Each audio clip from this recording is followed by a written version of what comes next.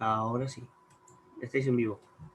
Vale, pues nada, buenas noches, queridísima audiencia. Para mí es un placer, llevaba tiempo, ¿verdad?, sin poder saludarles desde estos medios. Aprovecho para saludarles y desearles lo excelente del Señor para todos y cada uno de los miembros, ¿verdad?, de este precioso grupo Sana Doctrina. Hoy me acompaña mi tocayo, archi ultra macro, súper conocido en toda España, nuestro hermano José de Valladolid. Amén. Buenas noches, José.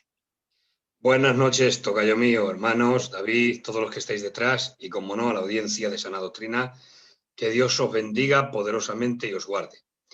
Bueno, de nuevo estamos por aquí, por estos medios. Amén, a ti también, de verdad que sí. Bueno, pues nada, antes de nada, pedir disculpas por el retraso de 6-7 minutos.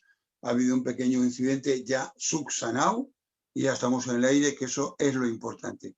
Así que sin más dilación, vamos a presentar a Dios todas las cosas, porque Amén. entendemos y comprendemos que Dios usa los dones, los talentos, lo que ha puesto en nosotros, pero tiene que ser Él quien lo inspire. Amén. Y quien lo use en el nombre del Señor. Amén.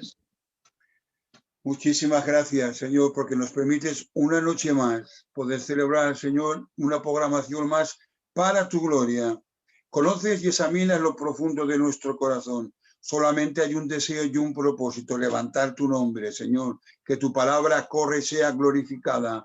Señor, que cada oyente que se conecte pueda entender un poco más, Dios mío, de ti, de tu persona, para amarte más, Señor, si cabe, Señor, y para comprender más, Dios mío, de tu palabra. Gracias, Señor, por la vida de mi hermano, tu siervo, Señor, mi hermano José. Lo respaldas y lo utilizas como siempre lo haces, Señor. Y los que estamos a la escucha, yo me incluyo, por favor, Espíritu Santo, abre nuestros oídos para recibir tu palabra. Ocúpate de cada detalle, Señor. Reprende si hay un intento de las tinieblas de entorpecerlo, dejando todo bajo tu dirección. Amén. Amén. Cuando quieras, tocayo. Adelante. Bueno, pues de nuevo buenas noches a todos. Comenzamos. Muy bien. Y nada, antes de comenzar, pues deciros que esta es la tercera y última parte de neumatología, la doctrina del Espíritu Santo. Hemos abarcado ciertos aspectos porque esta doctrina es amplísima. Y si os recordáis, hicimos un programa única y exclusivamente para hablar de la neumatología del espíritu en el Pentateuco. Hablábamos del espíritu de vida, del espíritu creador, hablábamos del espíritu que contiende y hablábamos del espíritu carismático. Aleluya. Después hicimos otro programa hablando ya de lo que es el espíritu en los profetas. Y tocábamos simplemente el profeta Isaías, donde hablábamos del espíritu renovador, del espíritu mesiánico, también una bendición. Y hoy pues vamos a hablar, hermanos, acerca de alguna parte del Nuevo Testamento y vamos a introducirnos un poquito, y yo quisiera, en un concepto bíblico de la enseñanza del apóstol Pablo. Vamos a centrarnos en el apóstol Pablo porque tocar todas las cartas y toda la doctrina en un programa, ni en 2 ni en 3, sería imposible, porque tendríamos que hablar del espíritu soteriológico, del espíritu trinitario, del espíritu escatológico, del espíritu comunitario. En fin, teníamos que hablar de muchísimos temas que abarcan este estudio. Pero voy a centrarme un poquito en hacer historia. Y lo primero, Josian, tú cuando quieras me paras, me preguntas y lo hacemos más dinámico, porque no quiero hacer un programa, con tu permiso y el de toda la audiencia, no quiero hacer un programa muy solemne, sino un programa un poquito más dinámico, ¿vale? Un tiempecito, no muy largo, para que sea ameno y se pueda escuchar bien. ¿De acuerdo? Vamos a hacerlo así. Bien, pues la neumatología de Pablo, hermanos, la enseñanza del apóstol Pablo tocante al Espíritu Santo es muy amplia. Pablo es uno de los escritores del Nuevo Testamento que más habla del Espíritu Santo. Lo menciona más de 140 veces en sus escritos. Sí, señor. Más de 140 veces. Lucas, Juan, son personas neumatológicas en el sentido que hablan mucho del neuma, del espíritu, Pero Pablo habla muchísimo más. La doctrina la desarrolla, y por una de las razones que yo os voy a comentar. Hay que notar que Pablo, hermanos, el apóstol Pablo, escribe dentro de la tradición del judaísmo del primer siglo. Escribe dentro de esa tradición. ¿Eso qué quiere decir? Quiere decir que Pablo, al escribir dentro de la tradición judía, ¿por qué? Porque las doctrinas que él enseña no son unas doctrinas, en algunos casos, en la mayoría de casos, no son doctrinas ajenas al pueblo judío, porque ya venía enraizada, la doctrina del Nuevo Testamento está enraizada con el Antiguo Testamento. De hecho, hermanos, para Lucas, para Juan, para Pablo, eran teólogos del Antiguo Testamento. De hecho, el apóstol Pablo nos habla en 2 de Timoteo 3:16, toda la escritura es inspirada por Dios, haciendo relación al Antiguo Testamento. O sea, Pablo daba una autoridad de escritura inspirada al Antiguo Testamento. Por lo tanto, una de las bases de la teología de Pablo es beber del Antiguo Testamento, de la revelación y las profecías del Antiguo Testamento. Pero también, hermanos, se desarrolla sistemáticamente la doctrina, todas las doctrinas, pero la doctrina del Espíritu Santo, incluidas todas las demás, se desarrolla en el Nuevo Testamento dentro de un panorama que viene desarrollándose a lo largo del periodo intertestamentario. Ojo. Sí, señor. O sea, tocayo, quiere decir que las doctrinas no nacieron de un día para otro. Esto venía ya de siglos atrás. Claro. Por eso Pablo escribe dentro de la tradición del judaísmo del primer siglo. Claro, la doctrina que Pablo nos enseña y la doctrina que está plasmada, impregnada en el Nuevo Testamento, ya se viene desarrollando del Antiguo Testamento, pero del periodo intertestamentario. Por ejemplo, vamos a ver, la doctrina del Espíritu Santo que Pablo nos enseña, bebiendo ya del periodo intertestamentario, que la doctrina se va sistematizando en el Nuevo Testamento, ya se hace sistemática y ya una doctrina desarrollada completamente, pero que viene bebiendo del Antiguo Testamento y del periodo intertestamentario. Ahora quiero aclarar una cosa. Lo que quiero aclarar es que Pablo, cuando habla de la doctrina del Espíritu Santo, incluida otras muchas, no es ajeno al pueblo judío. ¿Por qué? Por ejemplo, Pablo nos habla ya en sus cartas de la personificación del Espíritu Santo. Habla del Espíritu Santo en términos de persona, lo vamos a ir viendo luego. Habla del Espíritu Santo como una persona, no como una influencia, no como un poder, sino como una persona. Pero es que eso ya venía dado del periodo intertestamentario. Aquí voy a hacer un inciso y una aclaración. Y cuando tú me quieras, me paras. Tranquilo. Quiero hacer una aclaración importante. La doctrina del Espíritu Santo, la personificación del Espíritu Santo, se desarrolla en el periodo intertestamentario, fijaros bien. Porque en el Antiguo Testamento, en los escritos de los profetas y en el Antiguo Testamento, ya lo vimos en programas anteriores, vimos que la personificación del Espíritu Santo hay atisbos, hay detalles, pero no está desarrollada la doctrina como tal. ¿Por qué? A causa, hermanos, del politeísmo, Dios iba dejando atisbos de ver al Espíritu Santo, porque al principio se hablaba como viento, se hablaba como aliento, se hablaba como poder del Espíritu Santo, pero no estaba desarrollada la doctrina como la persona del Espíritu Santo. Eso se desarrolla en el periodo intertestamentario, ya el Espíritu Santo se forma ya la doctrina de como persona. ¿Y dónde? Fijaros qué curioso. En un libro apócrifo, y no solo en uno, en varios, pero el que más, hermanos, se desarrolla la personificación del Espíritu Santo es en el libro de Sabiduría. Sabiduría de Salomón. Y es apócrifo. Y muchos diráis, bueno, ¿y qué tiene que ver eso? ¿Ese libro no es inspirado? No. Ese libro no es inspirado por el Espíritu Santo, lógicamente. Pero ya el concepto de la personificación del Espíritu Santo ya estaba ahí, porque en la época intertestamentaria ya se daba el concepto de la personificación del Espíritu Santo. Y ahí históricamente vemos que el libro de Sabiduría ya revela o ya da los datos del Espíritu Santo como una persona. En el libro de Sabiduría. Entonces eso ya, aunque no es un libro inspirado, pero ya históricamente vemos que ya se gestaba y ya se hablaba del Espíritu Santo como persona. ¿De acuerdo? Amén.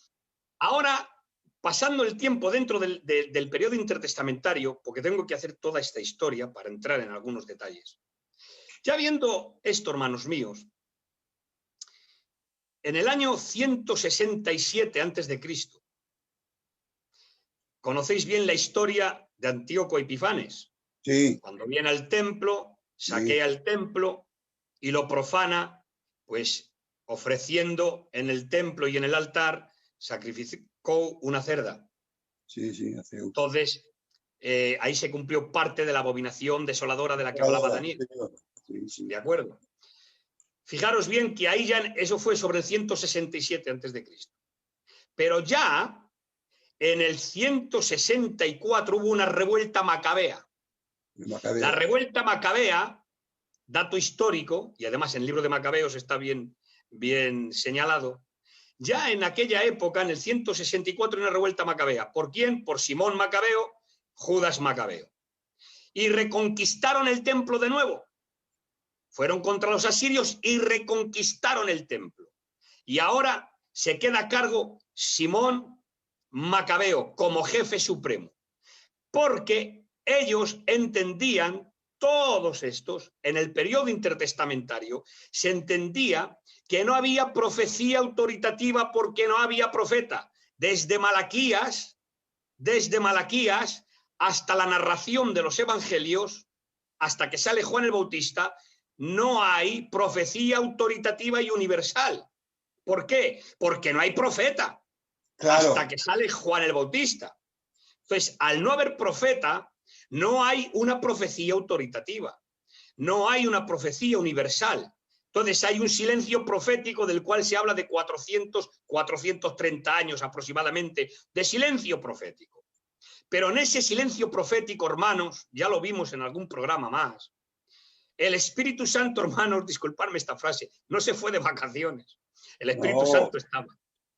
Y fue una época, el periodo intertestamentario, bastante importante para el desarrollo de las doctrinas. De tal manera que aunque no había profecía autoritativa y aunque no había profecía universal, pero sí había profecía étnica y personal. Esto lo vemos, por ejemplo, con Zacarías. Profetizó Zacarías. Cuando Juan el Bautista profetiza Zacarías, el padre de Juan. Elizabeth profetizó, está en Lucas capítulo 2. Elizabeth profetizó diciendo, ¿por qué? Porque fue llena del Espíritu y profetizó diciendo, cómo la madre de mi Señor viene a verme. Simón en el templo profetizó diciendo, ahora despides en paz a tu siervo, pues mis ojos han visto al Salvador de Israel, al Salvador del mundo. Entonces, había profecía, sí, pero personal, étnica, no universal y autoritativa. No había profeta desde Malaquías hasta Juan el Bautista. Pero ¿qué ha ocurrido? Que en el año 164 los macabeos reconquistan el templo y ahí, hermanos, se queda a cargo Simón Macabeo como jefe supremo hasta que viniera un profeta autorizado y les dijeran lo que habría que hacer, porque muchos de aquel tiempo de los sacerdotes tomaron las piedras del altar del templo, las subieron al monte del templo hasta que viniera un profeta con autoridad y les dijeran qué debían de hacer con las piedras. Entonces estaban esperando ese tiempo. Y en el 164, hermanos, está el grupo de los Hasidim. Y aquí vamos entrando en materia, hermanos, Vamos entrando en materia. Ahí en el año 164, con la revuelta macabea, están los Hasidim, que son la secta de los piadosos. Y los Hasidim, hermanos, en el 164, que están ahí en el templo, ocurre algo. Llega el momento, hermanos míos, que pasan los años y ahora hay un hombre llamado Juan Hircano, descendiente de Judas Macabeo y Simón Macabeo. Y aparece un hombre llamado Juan Hircano y le ponen en el templo como gobernante, como profeta, y le dan los 3 oficios reales. Sacerdote, profeta y gobernante. Y le ponen en el templo. Son los 3 oficios reales, los 3 oficios que solamente le pertenecían a Cristo, porque son los 3 oficios ungidos. Sacerdote, profeta y rey, gobernante. Pero esos 3 oficios se les otorgan a un tal llamado Juan Hircano y le ponen en el templo diciendo que ya la profecía se había restaurado en él, porque era un hombre que tenía una relación directa con la divinidad y que tenía profecía y que tenía revelación. Y entonces tomaron a este hombre y le ponen en el templo diciendo: la profecía se ha restaurado en él y ya tenemos al profeta, tenemos al sacerdote y tenemos al gobernante. Y le ponen en el templo. Ahora, ¿qué pasa? Que el grupo de los Hasidín, de los piadosos, hermanos míos, se divide. Se divide porque hay una parte que se marchan al desierto. Todo esto que estoy contando es muy importante, hermanos. Se marchan al desierto, al Qumran, de ahí salen los esenios, que es una parte de los Hasidín, que se llamaban, esa parte dividida, los masquilín, que era la parte de corte no violento. No violento, pero se quedaron en el templo la parte de los Hasidín que estaban dispuestos a tomar las armas en nombre de la Torá. Y ahí se quedaron apoyando, hermanos míos, apoyando a Juan Hircano, pero hubo una parte que se marcharon al desierto. Y ahí están los esenios, de ahí salen los esenios. De esa parte que son los masquilín, de corte no violento. Ahora, estos esenios que están en el desierto se hacen una pregunta, y aquí entramos en la materia. Y la pregunta que se hacen es la siguiente. Dicen: el templo está corrompido y el sacerdocio se ha corrompido, porque no podían, ellos no aceptaban los 3 oficios reales en una persona, estaba prohibido por la ley. La ley prohibía que un hombre podía ostentar los 3 oficios reales, eso le pertenecía única y exclusivamente al Mesías venidero. Amén. Entonces, ¿qué ha ocurrido? Que estos del grupo de Hasidín no estaban de acuerdo con eso, se han dividido, se han marchado al desierto. Y en el desierto, que es el grupo de los esenios, llamados los masquilín del corte no violento, dicen: el templo se ha corrompido, el sacerdocio se ha corrompido. ¿Dónde está el templo de Dios? Dios tiene que tener un templo. ¿Dónde está el templo de Dios? Y dice: ya está, el templo de Dios somos nosotros. Y empezaron, hermanos, la idea de que el templo de Dios eran ellos. Verdaderamente, nosotros tenemos la realidad de la palabra y entendemos que ellos no eran templo del Espíritu, porque Cristo no había muerto, no había resucitado, y ya lo hablemos y lo aclaremos en otro programa, el por qué no eran templo del Espíritu en el Antiguo Testamento, con alguna excepción.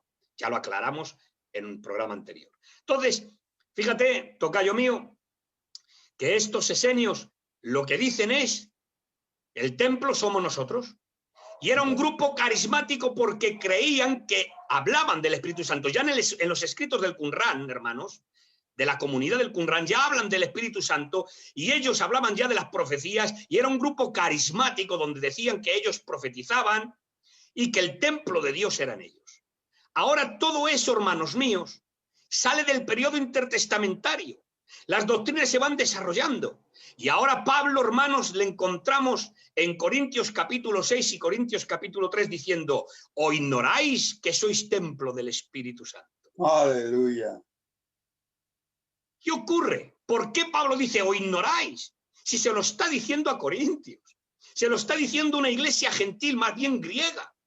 Ellos no tenían por qué tener conocimiento del judaísmo y de la ley de los judíos y de la tradición de los judíos. Pero ¿por qué les dice ignoráis que sois templo del Espíritu? ¿Por qué no es algo, en otras palabras, que no es algo que yo me saco de la manga? Es algo que está ahí, diría Pablo. Ya conocéis la historia y por eso Pablo escribe dentro de la tradición. Aunque Pablo era un hombre inspirado por el Espíritu Santo, pero aunque era un hombre inspirado por el Espíritu Santo en sus escritos, debemos de entender que está dentro de un marco histórico, de un marco teológico del Antiguo Testamento, y que Pablo, aunque escribe inspirado por el Espíritu, pero dentro de una tradición judía. ¿Por qué? ¿Ignoráis que sois templo del Espíritu Santo? Es decir, esto ya viene de largo, pero es que en el tiempo de los esenios, en ese tiempo había el maestro de justicia. Había un hombre que era en el Qumran, en la comunidad del Qumran, en la comunidad de los esenios, había un hombre que le llamaban el maestro de justicia. Este maestro de justicia tenía revelación, según ellos, y declaraba los misterios de Dios, les traía. Este maestro de justicia de su comunidad podía traer misterios de Dios, podía hablar de revelaciones y de misterios, y era el maestro de justicia que interpretaba las escrituras del Antiguo Testamento, al interpretar las escrituras del Antiguo Testamento y que traía los misterios y les hacía claros, ese era el maestro de justicia. Ahora Pablo, de alguna forma, hermanos, Pablo hace de ese maestro de justicia y escribe en sus cartas diciendo: he aquí os declaro un misterio. Aleluya. No todos dormiremos, pero todos seremos transformados. Y empieza a traer la revelación del misterio, a traer la luz del misterio. ¿Por qué? Porque Pablo de alguna forma hace de maestro de justicia. Y claro, les está diciendo a los corintios: Corintios, ¿ignoráis que somos templo del Espíritu Santo? Eso viene de largo. Pablo está trayendo la enseñanza y está sistematizando la doctrina del Espíritu Santo que ya viene del periodo intertestamentario del Antiguo Testamento. Por lo tanto, hermanos míos, tengo que deciros que ya Pablo, dentro de esta tradición y dentro de este judaísmo, porque acordaros que Pablo era fariseo antes de convertirse al cristianismo, y estudiaba la ley y conocía la ley. Por lo tanto, hermanos míos, la diferencia entre el Antiguo Testamento y el Nuevo Testamento es que en el Nuevo Testamento todo recalca y todo gira alrededor de Jesús el Mesías. Esa es la gran diferencia. Y la diferencia entre la neumatología de Pablo y la neumatología de los evangelios sinópticos los evangelios sinópticos se enfoca su neumatología en el espíritu que acompañó a Cristo en su ministerio terrenal. Aleluya.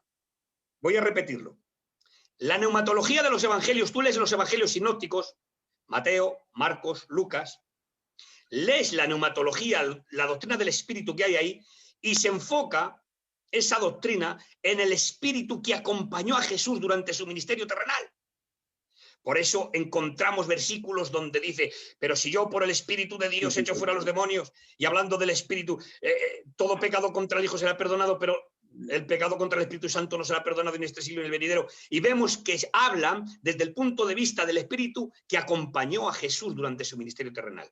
Pero la neumatología de Pablo difiere. ¿Por qué? Porque Pablo habla de la neumatología desde la muerte y resurrección de Jesucristo. Amén. Muy bueno. Entonces, la doctrina de los evangelios sinópticos se fijan en de una forma, es pre-resurrección. Pre-resurrección. Pero la neumatología de Pablo es post-resurrección. Muy bien. ¿Esto qué quiere decir? Que Pablo, su doctrina, la abarca desde la resurrección de Jesucristo. Aleluya. Esto quiere decir que entra un nuevo panorama.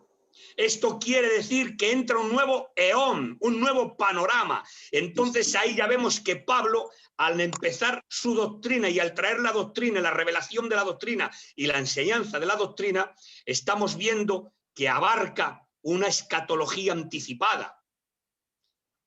Entonces estamos viendo ya, hermanos míos, que ya Pablo, vemos que es el tiempo donde Pablo nos enseña, a partir de la muerte y resurrección de Cristo con la venida del Espíritu Santo, esa neumatología que nos enseña que estamos en los últimos tiempos. Por eso habla de los postreros tiempos. Por eso habla de los últimos tiempos, que eran ese momento donde Cristo muere, resucita y el Espíritu Santo viene para hacer morada en el hombre y empieza a desarrollar la doctrina desde el punto de vista escatológico y desde el punto de vista del cumplimiento de los postreros tiempos. Ya se marca una gran diferencia. ¿De acuerdo? Ahora, hermanos, la neumatología de Pablo nos enseña que el Espíritu Santo tiene condición divina. Y esto ya lo empieza a enseñar, aunque ya venía desarrollándose, pero lo sistematiza de una forma extraordinaria. Y para ir a donde yo quiero y no hacerlo muy largo porque me llevaría mucho tiempo. Tocayo, tranquilo que vamos bien. La introducción necesaria, creo que ha quedado muy claro, ¿vale? Lo que trataban los evangelios sinópticos, de qué manera, y luego el apóstol Pablo, basado en lo que él había estudiado, y luego en la resurrección. Precioso. Muy sabiendo bien. y sabiendo que Pablo era un hombre que tenía revelación, inspiración del Espíritu Santo, Amén. ¿vale? Amén. Hemos visto la personificación del Espíritu Santo un poquito, que se va desarrollando poquito a poquito y se desarrolla plenamente en el periodo intertestamentario, en el libro de Sabiduría, capítulo 7, capítulo 8. Si alguien puede leer ese libro, hermanos, históricamente es extraordinario. Aleluya. Libro de Sabiduría. No son libros inspirados porque son apócrifos, no pertenecen al canon bíblico, al canon judío. Primero, porque era escrito en griego y no pertenece al canon hebreo, pertenece al canon judío. Estaba en la Septuaginta incluido. Pero ahí, históricamente, es un buen libro para leer porque te da muchos datos históricos y te hace entender cosas muy importantes. Mirad, hermanos, voy a decir algo tocante al tema bibliológico. No despreciemos los apócrifos, hermanos, que yo escucho a mucha gente cuando hablan de los apócrifos como que hablan del demonio. No, hermanos. Los libros apócrifos no valen para establecer doctrinas porque no son inspirados. Los libros apócrifos no son inspirados ni valen para sentar doctrinas como hacen los católicos. Toman los libros apócrifos porque apoyan sus doctrinas. Por ejemplo, el libro de Macabeos en el capítulo 2, hermanos, 12.2, habla de la oración a los muertos. El libro de Tobías habla de, por medio de las ofrendas, por medio de las limosnas, que uno puede alcanzar la salvación. Entonces, por obras, ¿os dais cuenta? Apoyan las doctrinas católicas en algún sentido. Pero nosotros entendemos que los libros apócrifos no son inspirados por Dios y que contienen algunos errores, pero que son muy necesarios, y ya lo decían los padres de la Reforma, muy necesarios para la vida cristiana y muy necesarios para conocer historia y datos que de otra manera no conoceríamos. Claro, muy bien, muy bien. Muy bien. Pues dicho todo esto, hermanos míos, entramos en algunas cosas y vamos a leer algunos versículos que tengo yo por aquí anotados. Les vamos a leer. Adelante. Ahora, vamos a ver la pneumatología de Pablo, que es por resurrección, y Pablo nos enseña que el Espíritu goza de una condición divina. Habla del Espíritu Santo en términos trinitarios, dándole igualdad con el Padre y dándole igualdad con el Hijo. Esto es muy importante. Esto es muy importante. Mirad, vamos a ver uno de los textos. Segunda de Corintios, capítulo 13 y versículo 14. Nos enseña Pablo y dice: la gracia del Señor Jesucristo, el amor de Dios, del Padre, y la comunión del Espíritu Santo sean con todos vosotros. Pone al Espíritu Santo en la misma condición, tocayo, en la misma igualdad del Padre y del Hijo. Totalmente, totalmente, totalmente. Entonces, aquí vemos que Pablo nos enseña que el Espíritu Santo tiene condición divina. Bien. Divina. Primera de Corintios, capítulo 6 y verso 11, tengo algunos textos anotados, dice: ya habéis sido lavados, ya habéis sido santificados y ya habéis sido justificados en el nombre del Señor Jesús y por el Espíritu de nuestro Dios. Habla de la justificación en Cristo y por el Espíritu Santo, dando igualdad, hermanos míos. Intervención, sí, señor. Fijaros bien. Porque hablar del Espíritu Santo, hermanos míos, vamos a ver algunos textos, no solamente se puede hablar de la justificación en Cristo, que es lo suyo, pero es que el Espíritu Santo aplica eso. Es decir, fijaros bien el texto, ya habéis sido lavados, ya habéis sido santificados, ya habéis sido justificados en el nombre del Señor Jesús y por el Espíritu Santo. O sea, que es hablar de otra manera, hablar de la justificación hablando del Espíritu Santo. Fijaros. Aleluya. Así, hablar del Espíritu Santo en el creyente es otra forma de hablar de la justificación aparte del sacrificio. Porque el Espíritu Santo aplica el sacrificio de Cristo. Claro, claro, claro, claro. Muy bien. Muy Ahora, bien. fijaros bien. Según el apóstol Pablo nos enseña que el Espíritu Santo es el Espíritu del Padre. Ojo, y también del Hijo. El Espíritu Santo es el Espíritu del Padre y también del Hijo. Mirad, el Espíritu es el Espíritu del Padre. Leemos Primera de Corintios 3:16. ¿No sabéis que sois templo de Dios y que el Espíritu de Dios mora en vosotros?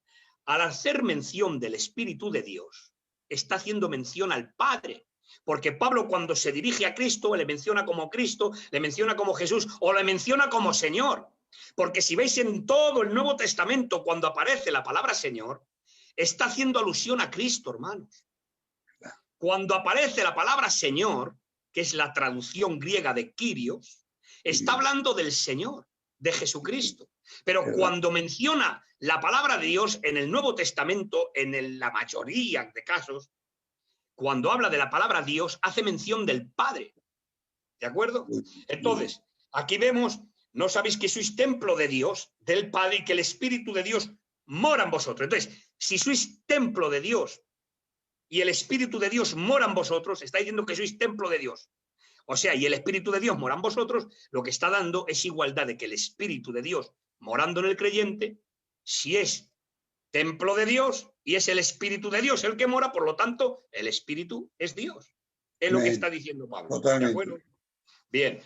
Hay algunos textos más. Por ejemplo, ¿es el Espíritu del Padre? Sí. Juan 15, 26. Tocayo dice, el Espíritu de verdad, el cual procede del Padre. del Padre. Ah, o sea que el Espíritu de verdad, dice Juan 15, 26, el cual procede ¿de quién? Del Padre. O sea, el Espíritu es el Espíritu del Padre. Primera de Corintios 2:11, de porque ¿quién de los hombres sabe las cosas del hombre? Sino el Espíritu del hombre que está en él. Así tampoco nadie conoció las cosas de Dios, sino el Espíritu de Dios. Cuando habla de Dios, está haciendo referencia al Padre. ¿De acuerdo? Pero también el Espíritu es el Espíritu del Hijo.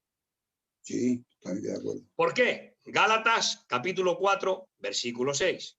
Dice, y por cuanto sois hijos, Dios envió a vuestros corazones el Espíritu de su Hijo. Sí. Pero fijaros bien, hermanos, es que esto es extraordinario. Tocayo, coge el concepto. Mira, Juan 15, 26. El Espíritu de verdad, el cual procede del Padre. Y ahora nos dice Gálatas 4, 6. Y por cuanto sois hijo, Dios envió a vuestros corazones el Espíritu de su Hijo. Pero si procede del Padre y ahora es el Espíritu del Hijo, ¿por qué? Porque está hablando en términos trinitarios. El Padre, el Hijo y el Espíritu Santo. Esto, hermanos, para los negacionistas de la Trinidad, son textos aplastantes, porque está poniendo al Espíritu Santo, al Padre y al Hijo, en el mismo nivel como Dios. Y está hablando de tres personas identificables, el Padre, el Hijo, el Espíritu Santo. Amén. Romanos 8:9, por ejemplo. Y si alguno no tiene el Espíritu de Cristo, no es de él. Es el Espíritu de Cristo, pero hemos visto que es el Espíritu del Padre. Esta relación estrecha entre el Padre y el Hijo, hermanos, nos demuestra que el Espíritu posee condición divina. Es una relación intrínseca. Por lo tanto, el Espíritu posee condición divina. No es una fuerza, no es una energía que sale de Dios, se le define en términos personales. ¿Por qué? Vamos a ver, tocayo. Pablo, el apóstol Pablo, en la doctrina neumatológica, en una de las partes, demuestra que el Espíritu posee atributos de persona. Quisiera aclarar algo importante. Hay personas que no entienden cuando hablamos del Espíritu Santo que es una persona. ¿Sabes por qué, tocayo? Porque se imaginan al Espíritu Santo con una forma física, con ojos, con orejas, con nariz, con manos. Al decir persona, la mayoría de gente que no conoce muy bien las doctrinas y la palabra, cuando hablamos de persona, te lo digo porque a mí me lo han llegado a decir, y piensan que el Espíritu Santo tiene una forma física como un hombre. No, no, no. Hay que entender y diferenciar entre persona humana y persona divina. Una persona humana es el que tiene físico humano, carne, huesos, ojo, nariz, boca. Claro. Eso es una persona humana, pero una persona divina no tiene por qué tener un físico humano, sino que se le trata de persona porque tiene atributos de persona, es decir, que tiene voluntad, que tiene emociones y que tiene inteligencia, raciocinio. Esos son atributos de persona, ¿estás conmigo? Una persona, claro, tiene atributos de persona. ¿Por qué es una persona? Porque tiene voluntad, porque tiene sentimientos, emociones y porque tiene raciocinio.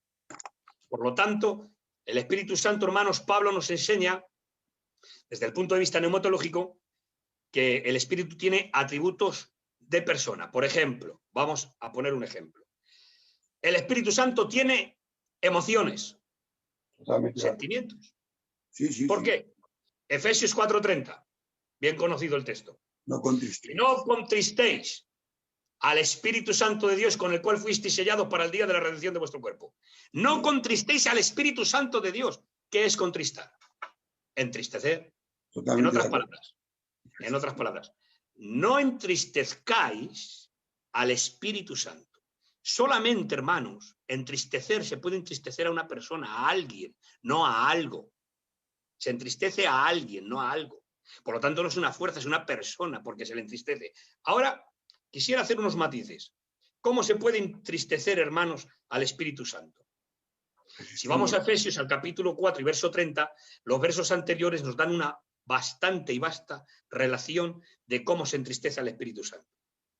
Mira, al Espíritu Santo se le entristece por tener acciones pecaminosas. Claro. Una. Al Espíritu Santo se le entristece por mentir. Claro. En el verso 25 lo tienes. Al Espíritu Santo se le entristece por no perdonar las ofensas de los demás. Sí, señor. Y eso lo tienes en el verso 32. Al Espíritu Santo se le entristece cuando nos amargamos. Fíjate bien. ¿Y eso dónde está? En el verso 31. Lo podéis leer cualquier. Al Espíritu Santo se le entristece cuando hay maldiciones, maledicencia. En el verso 29. El Espíritu se contrista en ende, hermanos míos, al tener acciones y vivir de una manera pecaminosa. Entonces vemos que al Espíritu Santo se le puede entristecer por estas varias acciones, ¿de acuerdo? Sí. Tiene emociones. Pero también el apóstol Pablo nos enseña que el Espíritu Santo tiene voluntad. Sí, totalmente de acuerdo. Primera de Corintios, capítulo 12 y verso 11, dice, pero todas estas cosas las hace uno y el mismo Espíritu, repartiendo a cada uno en particular como él quiere. Como él quiere. Así es decir, tiene voluntad. ¿Vale? Sí, sí, sí, sí. También encontramos en el libro de los Hechos, en el capítulo 20 y verso 28, dice, mirad por vosotros y por todo el rebaño en que el Espíritu Santo os ha puesto por obispos. Sí, sí. O sea, ¿quién ha tomado la terminación? Dice, mirad por vosotros y por todo el rebaño que el Espíritu Santo os ha puesto por obispos para apacentar la grey de Dios. Es el Espíritu Santo. En otra ocasión, los apóstoles dicen, nos ha parecido bien al Espíritu Santo y a nosotros. Sí. Le ha parecido bien al Espíritu Santo, fíjate, como tiene inteligencia, diferencia, tiene voluntad. Le ha parecido bien al Espíritu Santo y a nosotros no imponeros más carga. Fijaros bien, ¿de acuerdo? Entonces vemos que tiene emociones, que tiene voluntad. Y vemos que tiene inteligencia o raciocinio. Primera de Corintios, capítulo 2 y verso 10. Pero Dios nos las reveló a nosotros por el Espíritu, porque el Espíritu todo lo escuadriña aun lo profundo de Dios. Tiene inteligencia. Sí, sí, sí. ¿De acuerdo? Ahora, Pablo acentúa mucho más la relación que hay entre el Espíritu y el Hijo, porque ve una relación inseparable. Inseparable. Y lo ve desde el punto de vista, hermanos míos, ya desde la resurrección, ve que es inseparable el Espíritu y Cristo. La relación entre el Hijo y el Espíritu es tan profunda que para Pablo estar en Cristo es sinónimo de estar en el Espíritu. Sí, seguro. ¿Qué te parece? Aquí voy a partir una lanza, hermanos. Voy a partir una lanza. Para Pablo, estudiando su neumatología, la palabra estar en Cristo es sinónimo de estar en el Espíritu. O sea, que estar en el Espíritu para Pablo no es algo subjetivo. Claro, claro. ¿Entendemos? O sea, es un estado, no es algo subjetivo. ¿Qué quiere decir esto? Quiere decir que estar en el Espíritu para Pablo no es estar haciendo manifestaciones, ni estar enajenado y no estar en un éxtasis. No. Para Pablo estar en el Espíritu es sinónimo de estar en Cristo. Es lo mismo y lo vamos a ver. Por ejemplo, la justicia de Dios está en Cristo. 2 de Corintios 5:21. Pero también dice que está en el Espíritu Santo la justicia de Dios. Romanos 14:17. También vemos que somos justificados en Cristo. Gálatas 2:17. Somos justificados en Cristo. Y Romanos 5. Justificados pues por la fe tenemos para con Dios mediante nuestro Señor Jesucristo.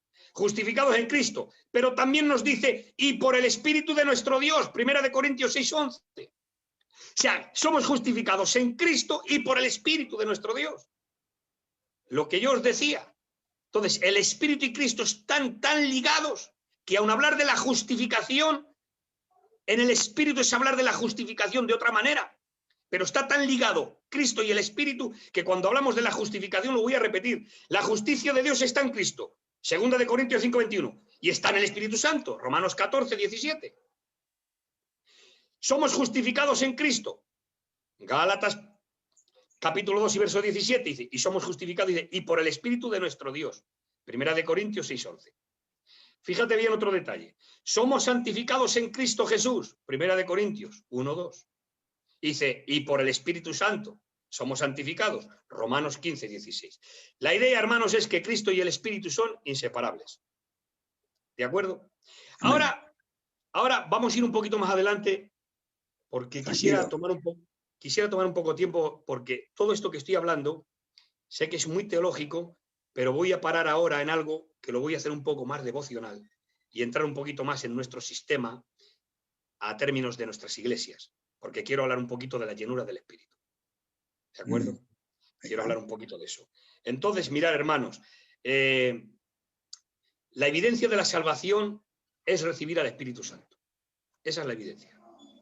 Ser regenerado por el Espíritu y tener al Espíritu Santo. Romanos 8:9 dice, si alguno no tiene el Espíritu de Cristo, no es de él. La evidencia de ser salvo es tener al Espíritu. La recepción del Espíritu Santo implica salvación. ¿De acuerdo? Entonces, 1 Corintios 6:11 dice, ya habéis sido justificados en el nombre del Señor y por el Espíritu de nuestro Dios. Bien. Esta parte, hermanos, la voy a pasar, pero lo que sí quiero decir es que lo que te hace ser miembro de la iglesia verdadera, lo que te hace ser miembro del cuerpo de Cristo, no es predicar, no es cantar alabanzas, no es pasar la ofrenda, no es tener nombre, no es ser elocuente, no es ser un teólogo, no es conocer las doctrinas. Eso no te hace ser miembro del cuerpo de Cristo verdadero. Lo que te hace ser miembro del cuerpo de Cristo es haber recibido el Espíritu Santo y haber sido bautizado en el cuerpo y haber siendo templo del Espíritu. Somos regenerados, somos nueva criatura y eso es lo que nos hace, hermanos, pertenecer al cuerpo de Cristo. Es decir, lo que te hace ser verdaderamente iglesia es haber recibido al Espíritu Santo en ti. ¿Eso cómo se consigue? Cuando uno acepta a Cristo como Salvador de su vida, todos los beneficios del Calvario vienen a ti, pero el Espíritu Santo es quien aplica ese sacrificio. ¿De acuerdo? Es. Muy bien. Vale. Muy bien. Entonces, ahora yo quiero hablaros un poquito, hermanos, de un texto y me das unos minuticos y lo realizamos. ¿Vale? Mira, voy a leer el texto y lo vamos a desgranar un poquito. Y aquí lo voy a hacer un poquito más devocional para que la gente entienda. Efesios capítulo 5 y verso 18. Dice, no os embriaguéis con vino, nos dice Pablo, estamos hablando de la neumatología de Pablo, y ahora nos habla de la llenura. No os embriaguéis con vino en lo cual hay disolución, mezcla. Antes bien, sed llenos del Espíritu.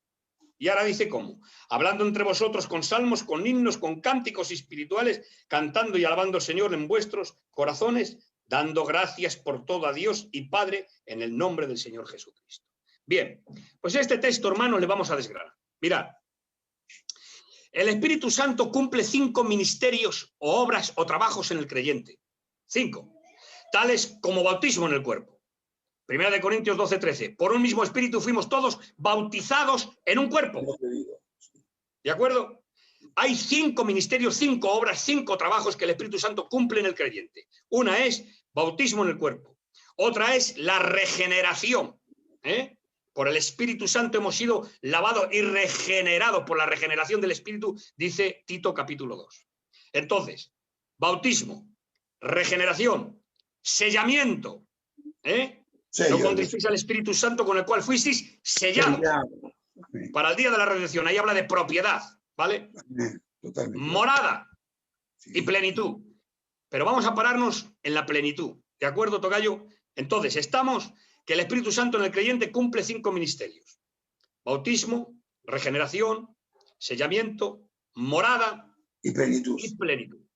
De estos 5 ministerios, 5 trabajos del Espíritu Santo, 4 de ellos los hace Dios en su gracia y en su soberanía. Bautismo en el cuerpo. No hay exhortación bíblica, ni una, que te diga que tengas que buscar tú el bautismo en el cuerpo como algo excepcional que tú puedas encontrar, que tú puedas buscar por tu propio medio. No existe exhortación bíblica. ¿Por qué? Porque lo hace Dios en su gracia y en su soberanía. No existe texto bíblico que te exhorte a que tú tengas que ser regenerado de alguna manera, de alguna forma, porque es algo que Dios hace en su gracia y en su soberanía. No hay texto bíblico que te exhorte a ser sellado por el Espíritu, que busca el sellamiento del Espíritu. No hay texto bíblico, porque lo hace Dios en su gracia y en su soberanía.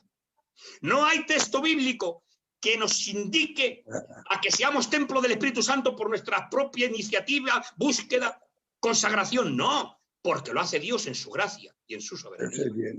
Sí. Pero, estos cuatro, pero la plenitud, la llenura del Espíritu, ya no es que la hace Dios en su gracia y en su soberanía, que es Dios quien te llena, de acuerdo. Pero ya no depende solo de Dios, sino que también depende de ti. ¿Por qué? Porque dice el texto: no os embriaguéis con vino, lo cual es disolución, antes bien, sed llenos. Te dice a ti y te dice a mí, sé lleno tú. ¿Por qué? Porque depende de tu rendición, de tu entrega, de tu pasión, de tu consagración, de tu intimidad, de tu integridad. A medida que vamos rindiendo nuestras vidas al Señor, vamos siendo llenados del Espíritu Santo.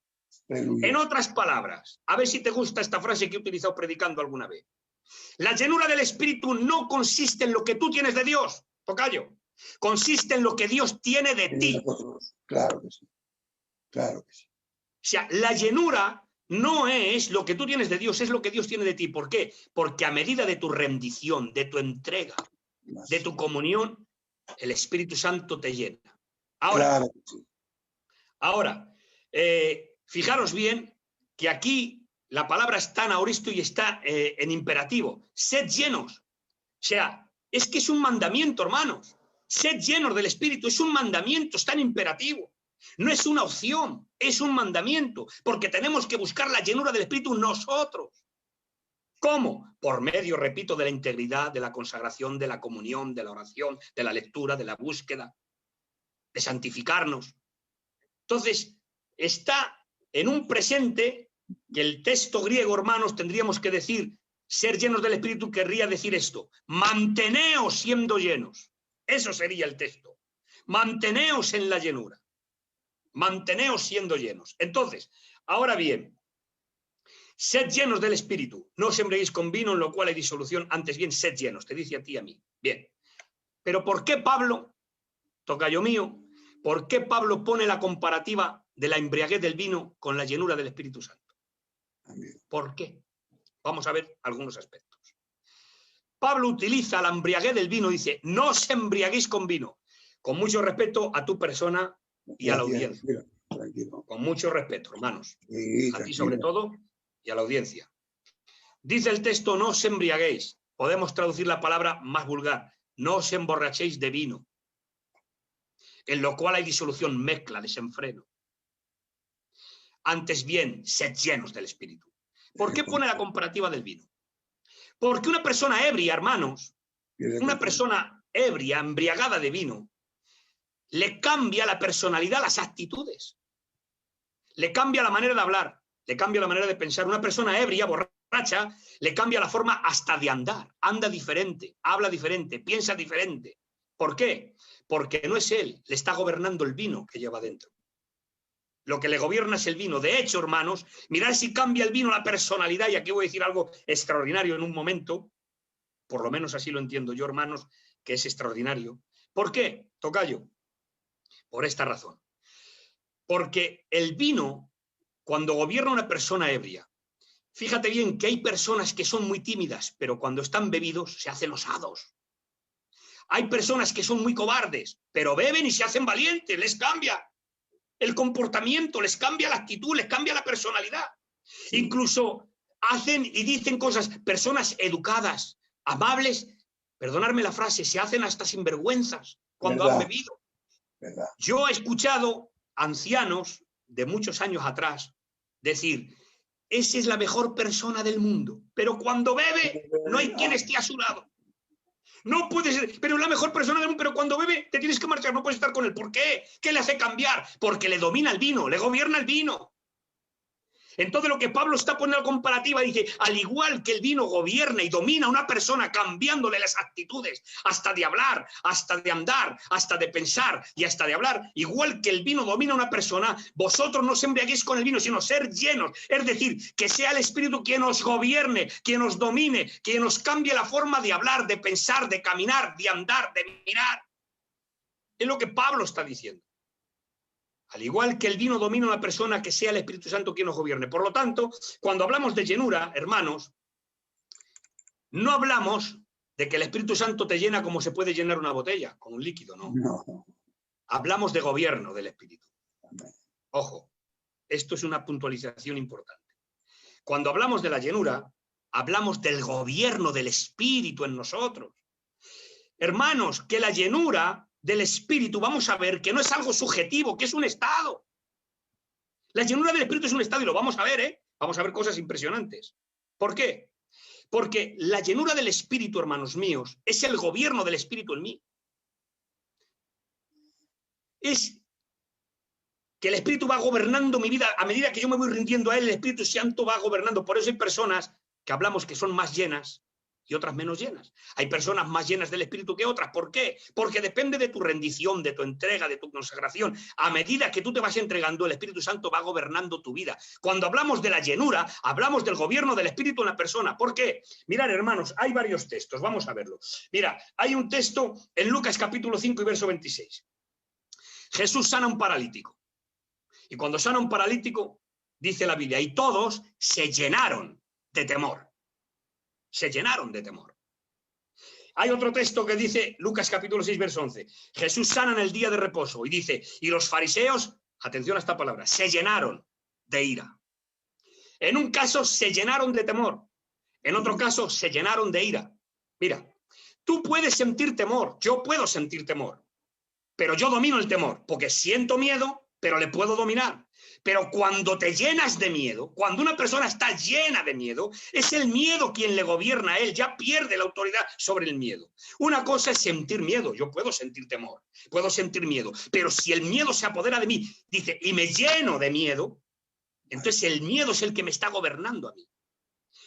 En el otro texto dice, y todos se llenaron de ira. Entonces, yo puedo tener ira, sentir ira, pero soy capaz de dominarla. Muchas veces me ha pasado, y a ti también, y a todos, hermanos. ¿Cuántas veces hemos sentido rabia, ira, y le hemos sujetado y nos hemos corregido? Pero cuando uno se llena de ira, es la ira quien te domina, pierdes los papeles y no eres tú, es la ira, porque te ha llenado, que se llenaron de ira. Entonces, dominaba la ira. Pues al igual que esto, cuando habla de la llenura del Espíritu, es el Espíritu quien tiene que gobernar, hermanos, nuestras vidas. Por lo tanto, la llenura del Espíritu es un estado de gobierno del Espíritu en mí. Y a medida que voy siendo llenado, es a medida que voy siendo gobernado por el Espíritu Santo. Por lo tanto, hermanos míos, tengo que decir que Pablo pone la comparativa del vino, no os embriaguéis con vino, más bien sed llenos del Espíritu. Te dice a ti y a mí, sed llenos, ¿de acuerdo? Pero mirad, esto para mí es extraordinario, ¿eh? A ver qué te parece, tocayo. El gobierno del vino, aunque Pablo pone la comparativa, pero dice, no os embriaguéis con vino, no, sed llenos más bien del Espíritu Santo. Porque pone esa comparativa, pero hay una gran diferencia. Y la diferencia es que el gobierno del vino, cuando el vino gobierna a una persona, tiene el mismo gobierno que el diablo. Fíjate, verás tú cómo es esto, te lo voy a explicar, te lo voy a explicar. El gobierno del diablo es similar al gobierno del vino. ¿Por qué? Porque cuando una persona está ebria, le hace hacer cosas que él nunca haría. Por ejemplo, ha habido personas que han tenido que pedir perdón al día siguiente a otras diciendo, perdóname que ayer estaba bebido y no sabía lo que decía. ¿Cuántas veces se han avergonzado cuando les han dicho que has hecho esto, has dicho esto, y ha tenido que ir a la casa de alguien a pedir perdón diciendo, sabes que no sé así, es que estaba bebido? A veces el vino, hermanos míos, el gobierno del vino hace hacer a la persona cosas que en sereno no la haría. Sí, sí. Entonces, el vino lo que hace es robar la personalidad y robar la voluntad, porque ya no eres tú, es el vino que te está gobernando. Y te gobierna a hacer cosas que jamás harías de otra manera. Por lo tanto, te roba la voluntad y viola tu personalidad. Y ese gobierno es el gobierno del diablo. ¿Por qué? Por eso la diferencia entre el diablo y el Espíritu Santo es que el diablo posee, pero el Espíritu llena, no posee. Claro, claro. Voy a marcar la diferencia, ¿eh? Voy a marcar la diferencia. Sí. El Espíritu Santo llena, no posee. Buscar un texto donde diga que el Espíritu Santo poseía. No existe. ¿Por qué razón? Porque el diablo posee, y es el mismo gobierno que el vino. ¿Por qué? Porque el diablo roba la voluntad y roba la personalidad. El diablo. Por eso hay personas que han estado poseídas y han hecho cosas terribles. Impresionante. ¿Por qué? Porque les roba la voluntad, no son ellos. Les roba la personalidad. Entonces, ¿qué pasa? Que el diablo posee, robando la personalidad y la voluntad. Y el vino es lo que hace. Roba la personalidad y la voluntad, pero el Espíritu Santo no posee, llena. Y dice, sed llenos del Espíritu y no se embriaguéis con vino, lo cual es disolución mezcla. El Espíritu Santo, hermanos míos, cuando llena a una persona, le va gobernando, pero sin robarle la voluntad y sin robarle la personalidad. Dios es tan caballero, el Espíritu Santo es tan caballero, que nos va gobernando a medida que nosotros nos vamos rindiendo y nos vamos entregando. Pero Él nunca te va a robar la voluntad, claro, y Él nunca te va a robar la personalidad. Nunca. Claro que no. Muy ¿De acuerdo? Muy bien, tocayo, muy bien. Claro, entonces ahora tengo que deciros algo muy importante, y es que en nuestras iglesias, hermanos, sálvese quien pueda. Sálvese quien pueda. Pues hemos visto en muchas de las reuniones, hemos visto manifestaciones como que perdía a la gente la voluntad, perdía la noción del tiempo, haciendo cosas extrañas que luego no sabían, que se han desmayado, que... Hermanos, la Biblia dice, el Espíritu está sujeto al profeta. ¿De acuerdo? Eso de que pierdes la noción y la voluntad y que no sabes lo que haces, el Espíritu Santo nunca hace eso. ¿Verdad? Nunca. El Espíritu Santo, hermanos, no te enajena. Eso no es bíblico. No es. Entonces, el Espíritu Santo, hermanos, de alguna forma te enseña, te capacita, te corrige, te guía, pero no te roba tu voluntad y no te roba la personalidad. ¿De acuerdo? Entonces, tengo que deciros algo importante. La llenura del Espíritu, esto es para mí es importantísimo, hermanos, esto que voy a decir. La llenura del Espíritu no se manifiesta por los dones. La llenura del Espíritu se manifiesta por el fruto: paz, amor, gozo, benignidad, templanza, mansedumbre, fe, amor. Estoy de acuerdo. Es que la llenura del Espíritu no se manifiesta por los dones. Creemos que una persona, cuando habla en lenguas o hace algo, que se le pone la carne de gallina y salta y se cae, pensamos que está lleno del Espíritu. Pero eso no es una evidencia de la llenura, porque la llenura es un estado. La llenura se manifiesta por el fruto, no por los dones. ¿Por qué? Porque Jesús en el capítulo 7 de Mateo, hablando de los falsos maestros, hablando de los falsos profetas, dice, por sus frutos les conoceréis. Sí, Señor. No se recogen uvas de los espinos, ni higos de los abrojos. Sí. Por su fruto le conoceréis. El árbol malo no puede dar buenos frutos. El árbol bueno no puede dar buenos frutos. Dice, así que por su fruto le conoceréis. Fijaros bien que está en un contexto, tocayo, tú sabes bien, que está Mateo 7 en el contexto de los falsos profetas y falsos maestros. Y dice, ¿cómo se les conoce? Dice, por el fruto. No dice por los dones. ¿Por qué Jesús no dice por los dones les conoceréis? Porque el don te puede equivocar, el don te puede engañar, el don se puede falsificar, pero el fruto no. Claro. El don te puede llevar a engaño. De hecho, hermanos, encontramos en Tesalonicenses que dice la Biblia que en los últimos tiempos el diablo, ya dentro del marco de la gran tribulación, el diablo dice, hará prodigios y señales mentirosas, de tal manera que hará descender fuego del cielo para engañar, si fuere posible, aun los escogidos. O sea, hará señales, prodigios mentirosas, pero les hará. O sea, los dones no me garantizan tu vida cristiana, porque el don es una dádiva. El don se recibe, pero el fruto se produce por una vida rendida a Dios. Claro.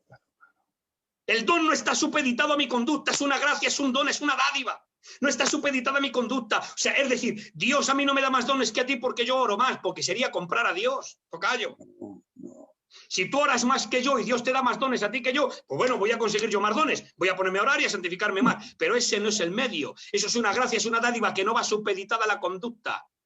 Pero el fruto no, el fruto se produce, no se recibe. El fruto se produce con una vida rendida a Dios. Totalmente. Entonces, hermanos, vemos que Jesús dice, por su fruto le conoceréis. Y ahora dice, mirad bien, dice, a los que vienen a vosotros como vestidos de oveja, pero por dentro son lobos rapaces. Mirad el dato que Jesús nos enseña, de cómo poder descubrir o discernir a un falso profeta, a un falso maestro. Mirad el dato, hermanos, esto es importantísimo. Dice, mirad a aquellos que vienen a vosotros vestidos de ovejas, pero por dentro son lobos rapaces. ¿Qué es lo que está diciendo ahí, tocayo? Jesús está diciendo, por dentro no tienen naturaleza de oveja. Por dentro no tienen naturaleza de cordero, son lobos rapaces que destrozan el rebaño. Dice, pero por fuera vienen vestidos de oveja, es decir, con apariencia de piedad. Vienen con apariencia de piedad, pero por dentro no hay naturaleza de oveja. Claro, no nace de nuevo, normal. Claro. Y ahora dice, ¿cómo se les descubre? No te dice por los dones, te dice por el fruto. Por eso, hermanos, se ha malinterpretado mucho este texto que te voy a decir que está en el capítulo 7. Y si muchos me dirán en aquel día, Señor, en tu nombre echamos demonios, hicimos milagros, profeticemos en tu nombre. ¿Y qué les dice el Señor?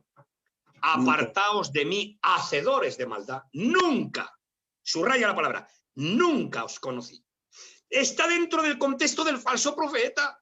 Está dentro del contexto del falso maestro. Muchos han dicho, bueno, esto eran ministerios, predicadores, creyentes que profetizaban, que echaban demonios y que luego se condenaron. No, hermanos, no. El texto no dice eso. El texto está dentro de los falsos profetas y apóstoles que usaban el nombre de Dios diciendo, echábamos demonios, ellos decían eso. Profetizábamos, ellos decían eso. En tu nombre hicimos milagros. Con la capa del cristianismo, con la capa del evangelio, con la capa de la palabra, decían eso, pero por dentro eran lobos rapaces. Y dice, apartaros de mí, escuchadme bien, que nunca os conocí. Nunca. Nunca fueron de Dios. Mirad, hermanos, si Dios tiene que condenar a alguien que ha sido de Dios y luego no puede decir nunca te conocí. Porque si yo soy de Dios y Dios me condenara a mí y me tuviera que condenar, en un supuesto caso, yo le diría, Señor, no me puedes decir nunca te conocí. Eso no es verdad. Claro. No es verdad. No me podría decir eso. Jamás me diría a mí el Señor, nunca te conocí. Eso no es verdad. Y Dios no es hombre para que mienta. Por lo tanto, hermanos, en ese texto está hablando en el contexto del falso profeta. Y dice, por su fruto le conoceréis, no por los dones. Por lo tanto, hermanos, la llenura del Espíritu no se manifiesta por los dones, se manifiesta por el fruto, por la conducta, por el fruto. Mirad, hermanos, un árbol, si tú vienes conmigo, Josián, vienes conmigo en una finca, y voy a ir finalizando, voy a daros 4 textos muy importantes. Si tú vienes conmigo detrás de una finca de árboles frutales, mira, yo te digo, mira, aquel árbol es un naranjo, aquel árbol es un peral, aquel árbol es un manzano. Y tú me dirás, ¿sabes de árboles? Y yo te digo, no tengo ni idea. Y te digo, mira, Josián, quédate mirando aquel árbol, tiene una naranja, Claro. es un naranjo. Claro. Aquel tiene una pera, es un peral. Aquel tiene una manzana, es un manzano. ¿Por qué? Porque el fruto revela la naturaleza del árbol. El fruto revela lo que es el árbol. Lo que revela lo que somos no es lo que decimos, es lo que hacemos. Lo que revela lo que soy es mi conducta, es el fruto que produzco. Entonces, según produzco el fruto, esa es mi vida cristiana. El árbol se le conoce por el fruto. Y mirar otra cosa más. Un árbol frutal, en el tiempo de dar fruto, no debe de esforzarse ni tiene por qué esforzarse para producir fruto. ¿Sabes por qué? Porque está entronizado en él la semilla, su naturaleza. Su naturaleza produce fruto, sin esforzarse. El árbol frutal que da fruto porque está en su naturaleza. El árbol frutal llega al tiempo de dar fruto y da fruto. Sin tener por qué esforzarse, va a producir porque está en su naturaleza. El hombre nacido de Dios, la persona que ha nacido del Espíritu Santo, que ha sido regenerada, que es templo del Espíritu, hermanos míos, el verdadero creyente produce fruto, sí o sí. Estoy de acuerdo. Porque si no has producido fruto, no te digo cuánto, pero si no tienes ningún fruto, examina tu vida. Porque hay muchos que creen que son de Dios. ¿Por qué? Porque van a una iglesia, porque mi padre es creyente, porque mi hermano es predicador y me he criado en un ambiente cristiano y creo que conozco a Dios, pero no me he encontrado con él en la vida porque no tengo frutos dignos de arrepentimiento. Vale. Claro. Por lo tanto, hermanos, La llenura del Espíritu voy a explicaros en 4 textos rápidos, que les tengo anotados, de que la llenura no se manifiesta por los dones. Las tiritonas, el hablar en lenguas, el profetizar. ¿Los dones son de Dios? Sí. ¿Los dones están sí? Amén. Yo hablo en lenguas, hermanos. Yo también profetizo, echo fuera demonios. Sí. Yo hablo en lenguas de hace muchos años. Amén. Pero, hermanos, los dones no me garantizan lo que soy. No, es el fruto. Es el fruto lo que me garantiza. Estoy de acuerdo contigo, tocayo. ¿Vale? Y mirar, si no se manifiesta por los dones la llenura, es un equívoco decir que una persona está llena porque habla en lenguas. No, lo vamos a ver. Y podía hablaros largo y tendido, pero voy a hablaros 4 textos. Mirad, hermanos. La llenura del Espíritu, capítulo 7 del libro de Hechos y verso 55. Están apedreando a Esteban, hermanos. Muere apedreado. Y Esteban, dice la Biblia literal y textualmente, y Esteban, lleno del Espíritu Santo, dijo: veo los cielos abiertos y al Hijo del Hombre sentado a la diestra. Y dice: Señor, no les tengas en cuenta este pecado. Hizo prácticamente casi la misma oración que Jesucristo en la cruz. No les tengas en cuenta este pecado. Pero si te están apedreando, sí. Si estás muriendo apedreado, sí. Pero ¿por qué fue capaz de pedir perdón para ellos, aquellos que le asesinaban? Porque dice el texto, y Esteban, lleno del Espíritu Santo, dijo: no les tengas en cuenta, Señor, este pecado. Porque estaba lleno del Espíritu Santo. Ahí, Esteban, ¿qué sientes, Esteban? ¿Estás hablando en lenguas? No. ¿Estás quebrantado? No. ¿Tienes la carne de gallina? No. ¿Estás saltando y brincando? No. Me están matando, siento dolor, siento heridas, siento sangre. Entonces, estaba lleno del Espíritu Santo, pero no tenía ninguna manifestación, pero tenía un estado. ¿Y ese estado qué era? Le hizo perdonar a los que le estaban asesinando. Amén. Por la llenura del Espíritu. ¿Te das cuenta? Una actitud creyente, un fruto del Espíritu. Paz, amor, gozo, benignidad, templanza, mansedumbre.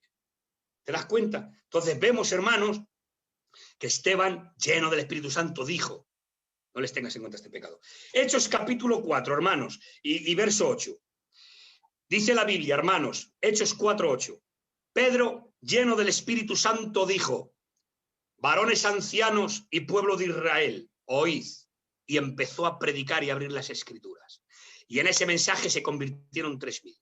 Y en el segundo mensaje se convirtieron 5.000. Ahora bien, fijaros bien qué detalle. Pedro, lleno del Espíritu Santo, dijo: varones ancianos y pueblo de Israel, oíd. Predicó y se convirtieron 3.000, pero dice el texto, lleno del Espíritu Santo. Pero claro. Pedro no estaba hablando en lenguas, tocayo. Claro. Pedro no estaba saltando y brincando y hablando en lenguas y llorando y quebrantado. No. Dice la Biblia, Pedro, lleno del Espíritu Santo, dijo: varones ancianos, predicó. Y por medio de la llenura del Espíritu Santo, hermanos, se convirtieron 3.000 personas. Pero Pedro no estaba danzando y saltando y quebrantado. O sea, lo que estoy intentando decir, hermanos, es que la llenura del Espíritu es un estado, no es algo subjetivo. La llenura del Espíritu no se manifiesta con los dones, se manifiesta por el fruto, por la vida rendida. El gobierno del Espíritu en mí. Mirar otro par de textos para ir finalizando.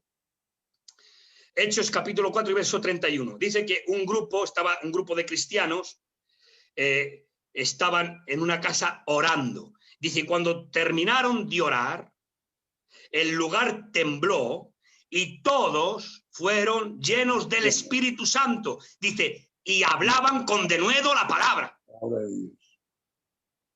O sea, fueron todos llenos del Espíritu Santo y hablaban la palabra, predicaban, testificaban, pero no estaban hablando en lengua, saltando y brincando. Vuelvo a repetir que los dones son de Dios, sí, pero lo que estoy diciendo es que la llenura no se manifiesta por los dones, porque lo estamos viendo.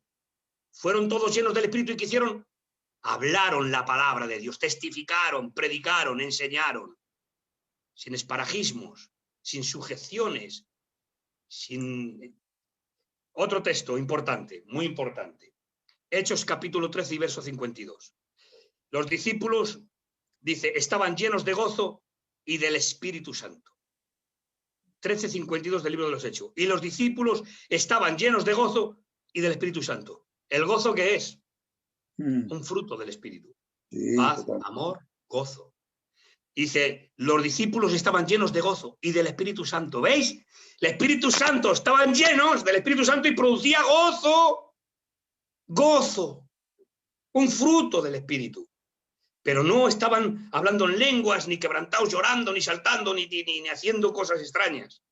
El gozo es un fruto del Espíritu, hermanos. Por lo tanto, la llenura del Espíritu se manifiesta por el fruto y no por los dones. Y hay otro texto, y ya redondeamos, Hechos capítulo 13 y verso 9. Dice, Pablo, lleno del Espíritu Santo, fijó en él los ojos y le dijo, lleno de todo engaño y de toda maldad, hijo del diablo, ¿hasta cuándo trastornarás los caminos rectos del Señor? Eso se lo dijo un tal Elimas. Sí, mago. Entonces, Pablo, lleno del Espíritu Santo, fijó los ojos en él, pero no estaba hablando en lenguas, no estaba llorando, no estaba tiritando ni sintiendo las carnes de gallina. Simplemente le miró y le dijo, lleno del Espíritu Santo. Es verdad, hermanos. Por lo tanto, vemos con estos textos y algunos más que hay, que la llenura del Espíritu es un estado de gobierno del Espíritu. No es una manifestación. ¿De acuerdo? Así que finalizo, hermanos, diciendo, la pregunta es esta. Y con esto finalizo. Con esto terminamos. La pregunta es esta. Ahora, ¿cómo uno puede ser lleno del Espíritu Santo? Hemos dicho que hay cosas que al Espíritu Santo le entristecen, como es la falta de perdón. La falta de perdón, hermanos, es un impedimento muy grande para poder ser lleno del Espíritu Santo. Y mirar los 3 pasos. Hay 3 pasos que nos enseña Pablo para la llenura. Los digo rápido porque llevo mucho tiempo, hermanos. Mirad qué 3 pasos. No os embriaguéis con vino, lo cual es disolución, antes bien sed llenos del Espíritu. Primer punto. Hablando entre vosotros con salmos, con himnos y con cánticos espirituales. Hablando entre vosotros, es decir, comunión unos con otros. Primer paso para la llenura, tener comunión y relación con la iglesia unos con otros. No tiene que haber divisiones, no tiene que haber falta de perdón, no tiene que haber rencores, no tiene que haber división, tiene que haber unidad, relación, comunión unos con otros. Primer punto. Segundo punto, dice, hablando entre vosotros con salmos, con himnos y con cánticos espirituales. Segundo punto, cantando y alabando al Señor en vuestros corazones. Comunión con Dios, cantando y alabando a Dios, ¿dónde? En vuestros corazones, en intimidad. Es decir, primero, orden de prioridades, relación y comunión unos con otros. Segundo, relación con Dios en lo íntimo. ¿Por qué? Porque no puedo tener una relación íntima y estrecha con Dios cuando hay falta de perdón y cuando no hay comunión con los miembros de la iglesia. ¿Cómo pretendo estar en paz con Dios, en orden con Dios, una relación íntima con Dios, cuando no me hablo con un hermano? Entonces, el orden de prioridades que marca Pablo es, primero, comunión unos con otros. Segundo, relación con Dios en intimidad y en integridad de corazón. ¿Pero por qué pone a los hermanos primero? Porque no puede haber una relación con Dios fluida si no hay una relación fluida entre nosotros.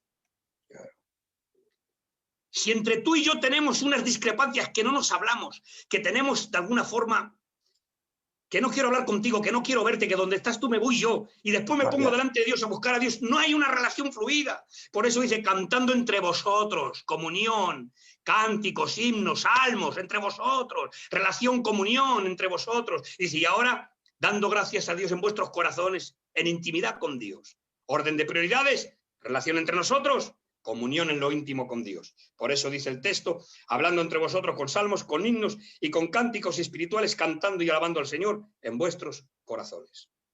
Esto lo enseña Pablo acerca de la llenura del Espíritu, hermanos. La neumatología de Pablo. Y ahora dice, dando siempre gracias por todo a Dios y Padre, en el nombre de nuestro Señor Jesucristo. Dando gracias a Dios por todo. Es decir, lo que está hablando ahí es no quejarnos contra Dios. No tener quejas contra Dios, Joséán. Yo sé que hay casos en la vida que nos hace de alguna forma levantar un poco la cara al cielo y decir, ¿por qué? Yo entiendo eso, lo entiendo, que hay situaciones que dices, ¿por qué? Y a veces, pero dice el texto, dando gracias a Dios por todo. Sé que es difícil, hermanos. Aleluya. Sé que es difícil, no es fácil, pero dice dando gracias a Dios por todo, por lo que deseo, por lo que no deseo, por lo que me ocurre, por lo que no me ocurre. Tengo que dar gracias a Dios por todo, porque si no, eso es una falta para poder ser lleno del Espíritu. Por eso el verso 18 encabeza diciendo, no sembréis con vino con disolución, antes bien, sed llenos, te dice a ti, del Espíritu. Y ahora diré, cantando entre vosotros salmos, himnos, cánticos espirituales, relación unos con otros.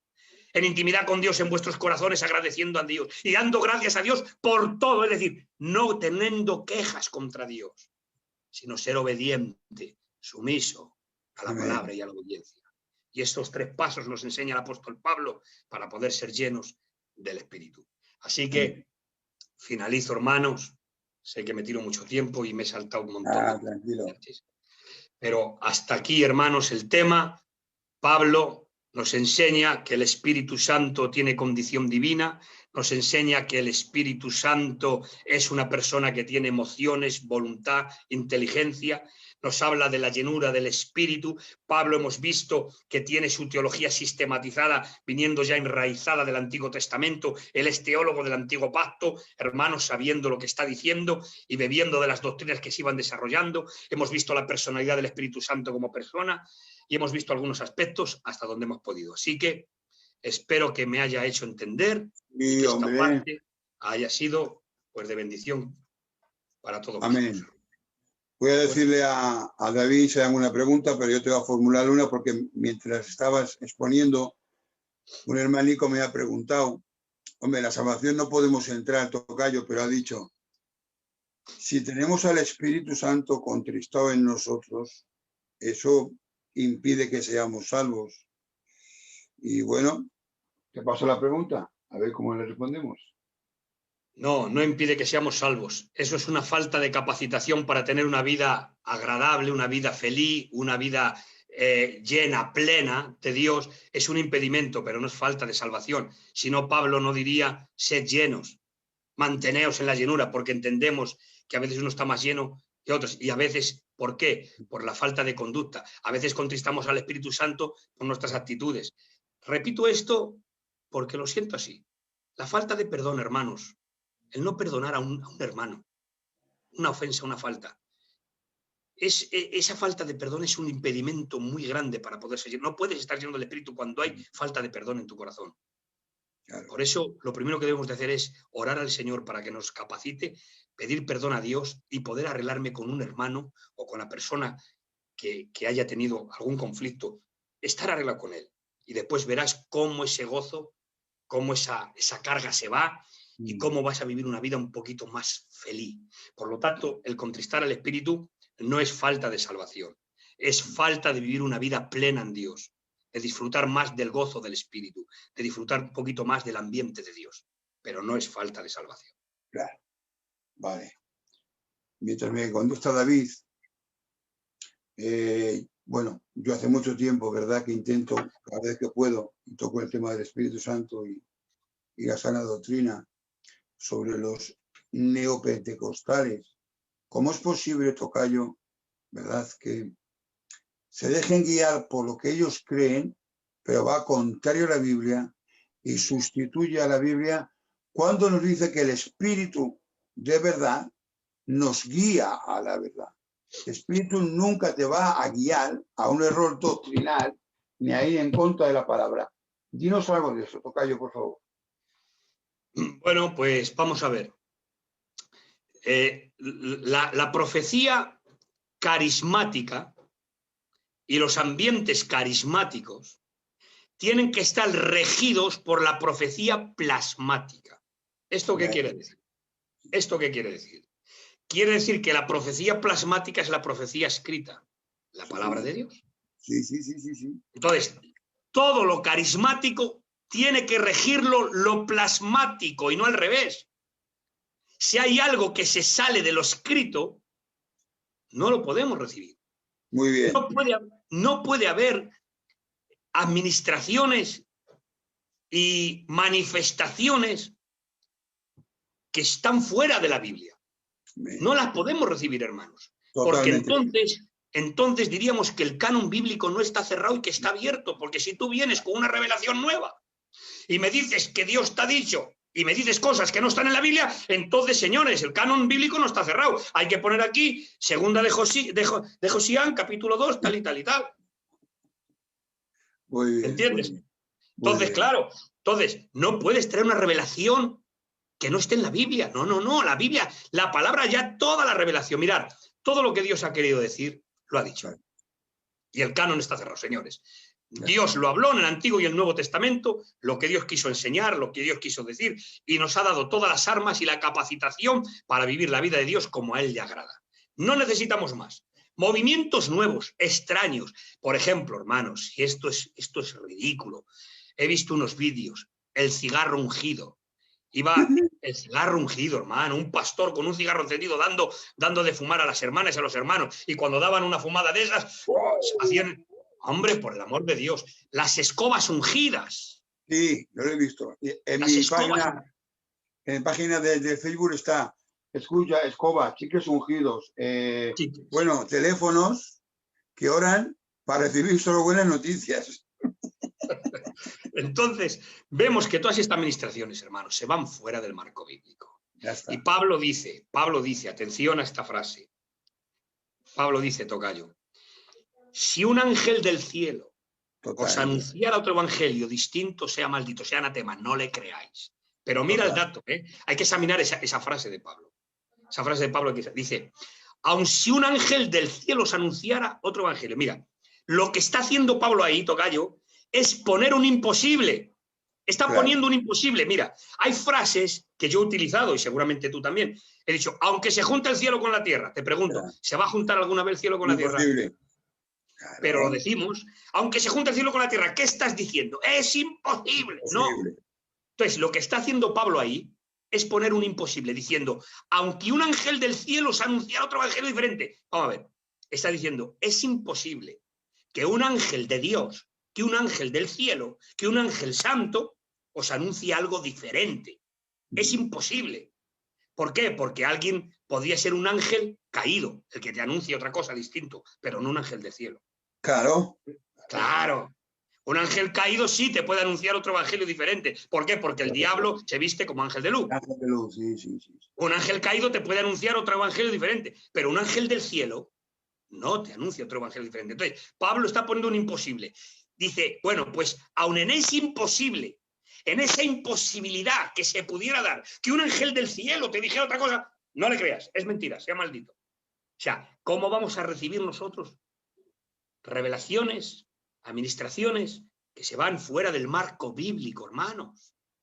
Prefiero quedarme corto que no pasarme de largo. ¿Entiende esta palabra? Me quedo más cortito, me quedo con lo que conozco de la palabra, está ahí la Biblia, y lo demás me prefiero quedarme corto y no pasarme de largo. Porque hoy en día con el neopentecostalismo, hermanos, es una locura de manifestaciones. Amén. Hacen hasta de animales. He visto un vídeo, hermanos, donde el pastor ora y hay uno que hace, con respeto vuestro, hace de un cerdo, gruñendo como un cerdo, se pone a cuatro patas. Luego... Pero, hermanos... El evento de Toronto, sí, ya le... Por el amor de Dios. Escucha, me pregunta, pero es que no lo entiendo bien, al hermano Chuchi de Bilbao, siervo de mi zona y amigo mío personal, dice, ¿cómo se ajusta al sentido bíblico con limpieza? O sea, quiere decir, ¿cómo limpia el Espíritu Santo? Me imagino que será aplicando la sangre de Cristo, ¿no? En la santificación, ¿o cómo? Es que no lo he entendido bien. Literalmente pone, ¿cómo se ajusta al sentido bíblico con qué limpieza? No lo entiendo. No capto la pregunta. Yo tampoco la capto. Chuchi, si me estás viendo y estás ahí que te veo conectado, vuelve a escribir.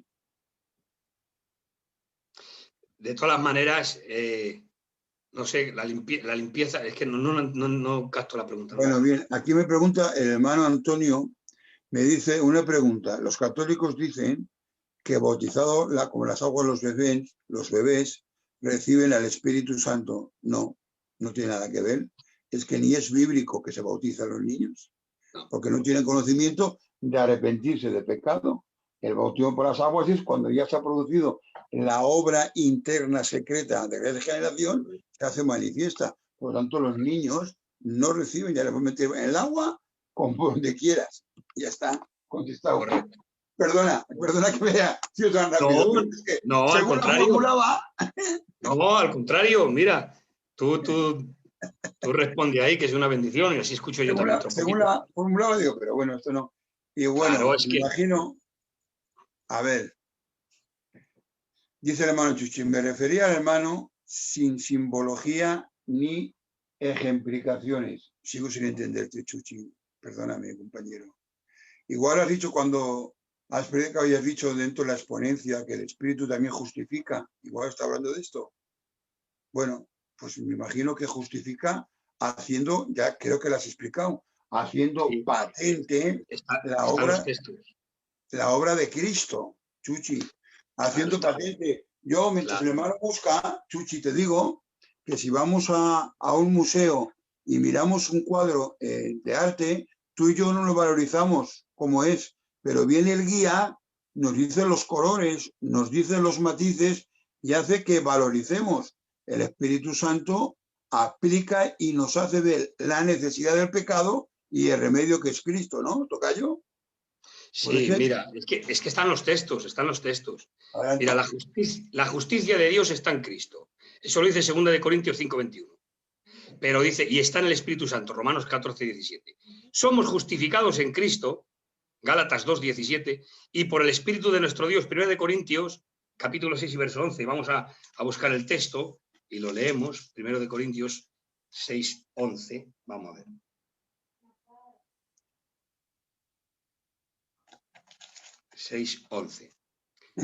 Y esto erais algunos, mas ya habéis sido lavados, ya habéis sido santificados, ya habéis sido justificados en el nombre del Señor Jesús y por el Espíritu de nuestro Dios. Vale, tocayo, perdóname, no era una pregunta, era un piropo. Muy limpio, a eso se refería. Vale, Chuchi, Dios te bendiga, Chuchi, de Bilbao. Sí. Amigo, Dios te bendiga, gracias. Sí, están los textos ahí, en fin. Y bueno, pues nada, si hay alguna pregunta más, pues... Sí, nos dice el hermano Gravier muy rápido, dice, tener problemas de contiendas con familiares de salud o... A ver, me he escrito más, espera un momentito, te lo pongo para arriba.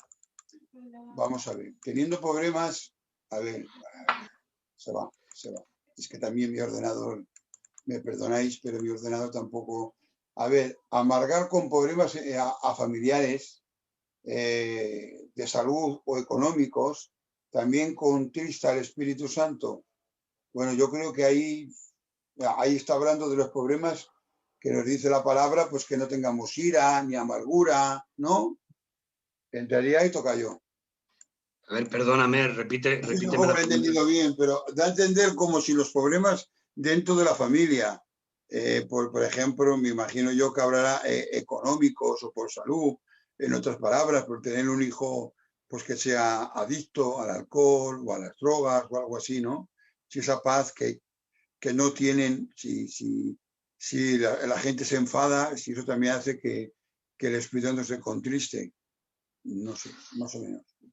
No sé, por decir algo, por captar un poco la pregunta, vamos a ver los problemas. La palabra dice, son problemas. Entonces, eso no tiene nada que ver. Es verdad que los problemas nos afligen, nos roban a veces la paz. Lo que pasa es que, hermanos, yo hablo por mí, así no ofendo a nadie. No vivo al nivel que debería de vivir espiritualmente. Entonces, cuando pudiéramos vivir a un nivel espiritual, no nos afectarían tanto las cosas, descansaríamos más en Dios, en su soberanía. El Espíritu Santo tendría un gobierno de nosotros tan absoluto, hermanos, que los problemas no nos afectarían tanto como nos afectan. Ese es el tema. Entonces, ¿por qué nos afectan tanto los problemas y nos hacen dirigirnos o a veces tomar decisiones o a veces hablar o decir frases que no deberíamos de haber dicho o tomar un momento de acaloramiento por el momento? ¿Pero por qué? Porque no vivimos en esa vida de 100%. No estamos dedicados a... Entonces, es ahí el tema. Entonces, claro, es verdad, nos afectan los problemas, claro que nos afectan, y mucho que nos afectan, y mucho. Pero ¿qué nos pasa? Cuando vamos a la habitación y nos ponemos de rodillas y nos ponemos a buscar a Dios y nos tiramos un rato adorando a Dios, cuando te levantas el problema sigue, pero parece que se ha marchado. Te levantas con otra fuerza, con otro ánimo, con otro empuje, con otra forma de afrontar la vida. O sea, es que lo vemos. que vienes hundido a casa, te metes en la habitación, te pones a orar un rato, lees la palabra y parece como que te fortalece, hay algo que te da fuerza. Muy bien, ya está. Sí. Pues vale, tocayo. Pues felicitarte de verdad. A ver, el Espíritu Santo estará durante la gran tribulación. Te lo voy a responder yo, por supuesto, porque si no estaría, sería un atentado contra la inmutabilidad de Dios. Hombre, te lo digo claro. yo, hermano. Claro. Y hay un texto aplicable ahí. Joséán, hay un texto. Adelante. Dice, y yo estaré con vosotros todos los días hasta el fin del mundo. Ese yo, está hablando Cristo por el Espíritu, es Dios. Entonces dice, yo estaré con vosotros todos los días hasta la fin del mundo. O sea, no hasta la gran tribulación. Yo estaré con vosotros hasta la gran tribulación. Yo estaré con vosotros hasta el reino milenial. No. Yo estaré con vosotros hasta el fin del mundo. O sea, amén. Indiscutible. Y ya está. Otra pregunta, que perdóname que me he adelantado, pero te la paso. Dice un hermano, vamos a ver, si yo no hablo en lenguas, ¿eso significa que no tengo al Espíritu Santo? Dile, tocayo, dile. Ni mucho menos. ¿Quieres responder tú, Joséán? Por favor. No. Ni mucho menos, hermanos. Mira, dice la Biblia, Corintios capítulo 12, versículo 13. Dice, por un mismo espíritu fuimos todos bautizados en un cuerpo. Ahora bien, después Pablo dice, ¿hablan todos lenguas? ¿Profetizan todos? No. Claro. ¿Hablan todos lenguas? No. No hablaban todos lenguas, pero todos habían sido bautizados en un cuerpo. Es decir, tenían el Espíritu Santo, pero no hablaban todos lenguas. Totalmente de acuerdo. Así. Entonces, el que no hables en lengua no te exime de tener el Espíritu Santo, porque el hablar en lenguas es un don para señalar a los incrédulos, según Corintios 12, y además es como don. Y el que habla en lengua se edifica a sí mismo, pero no tiene nada que ver con la salvación. Amén. El fruto sí. ¿De acuerdo? Así que el hablar en lenguas no te exime de tener al Espíritu Santo. Si no, estaríamos perdidos, estaría perdida muchísima gente que va a la iglesia porque no hablan en lenguas. Que no lo recibe así. Claro, pero tiene. Y el texto clave es ese: por un mismo espíritu fuimos todos bautizados en un cuerpo. Pero después, más adelante, Pablo dice, repito, dice Pablo, ¿hablan todos lenguas? No. ¿Profetizan todos? No. En cambio, todos han sido bautizados por un cuerpo. Claro. Así que. Bueno, Así que no te martirices, hermano, si no hablas en lenguas, no te atribules, ni te martirices. Si has recibido a Cristo en tu corazón sinceramente, has recibido el Espíritu Santo, has sido regenerado, santificado, y eres de Dios y eres templo del Espíritu. Bueno, Miguel González nos dice, ¿podrías explicarme la diferencia entre el bautismo del Espíritu Santo, el sello del Espíritu Santo, la llenura y la unción del Espíritu Santo? Se ha quedado tranquilo, amigo. Mira, ve. Si lo podía explicar, pero todo no, porque es medio programa. Pero sí te puedo decir, por ejemplo, las diferencias. Mira, bautismo en el cuerpo. La diferencia es que el Espíritu Santo nos bautiza colocándonos en el cuerpo. Lo que te hace ser miembro, que le he dicho, de la iglesia del cuerpo de Cristo verdadero, es estar bautizado en el cuerpo por el Espíritu. Después, el sellamiento, dice, no contristéis al Espíritu Santo de Dios, con el cual fuisteis sellados. El sello del Espíritu Santo habla de propiedad. Cuando la persona es de Dios y el Espíritu Santo viene a hacer morada, es sellado. Y este sello, en la época bíblica, a la hacienda, a los ganados, se les ponía un sello. Y ese sello era que quería decir que eso tenía un propietario. Y ese sello era personal de esa familia, de esa casa, de esa hacienda. Intransferible. ¿De acuerdo? Entonces, el sello está hablando de propiedad. Por eso dice, ¿no sabéis que sois templo del Espíritu Santo y que el Espíritu de Dios mora en vosotros, el cual no sois vuestros, que sois de Dios? ¿Veis? Que sois de Dios y ya no sois vuestros. ¿Por qué? Porque al ser sellado ya pasas a ser propiedad de Dios. Hay un sello distintivo que te está dando autenticidad, y te está haciendo propiedad de Dios. Ese es el sello. La unción. Mira, la palabra unción la usamos mucho. Pero la unción, hermanos, cuando hablamos de unción, lo que estamos hablando es de la llenura. No hay hombres más ungidos unos que otros.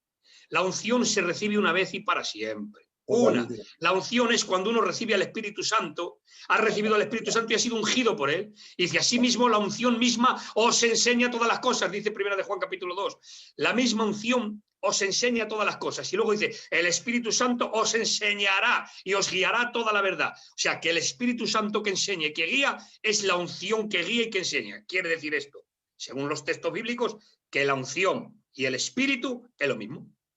Y te da la capacidad para desarrollar el ministerio y el trabajo dentro del organismo que dice que los dones son para edificación del pueblo.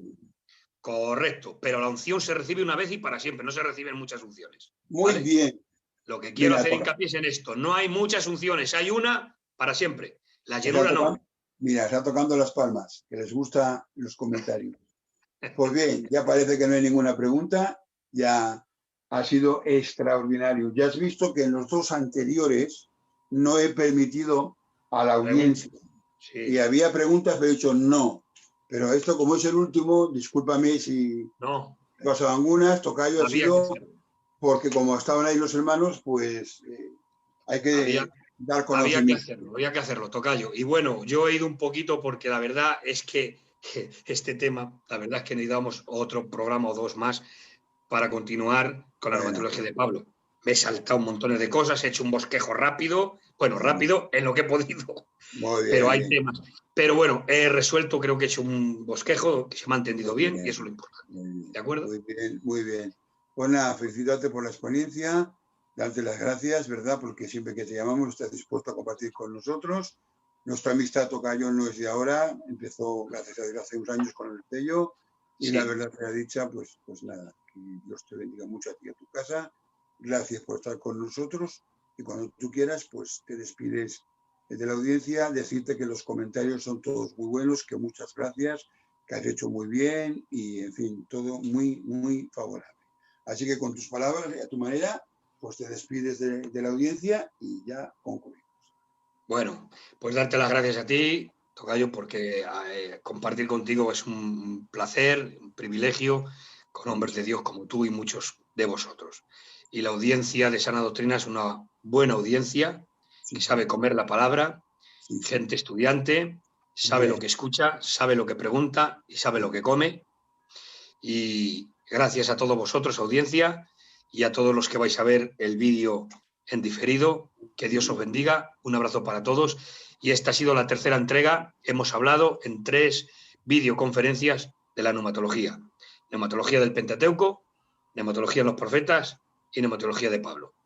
3 entregas, hermanos. Espero que en estas 3 entregas pues haya habido luces, haya habido algunas cositas que hayáis aprendido, como yo aprendo de vosotros. Y nada, que Dios os bendiga y hasta otro programa, si Dios quiere. Hasta la próxima. Cuando quieras, David. Ya vamos. Por finalizado. Dios os bendiga mucho. Una gran exposición y una gran moderación. Dios os bendiga a los dos mucho. Dios te bendiga, David. De verdad que sí.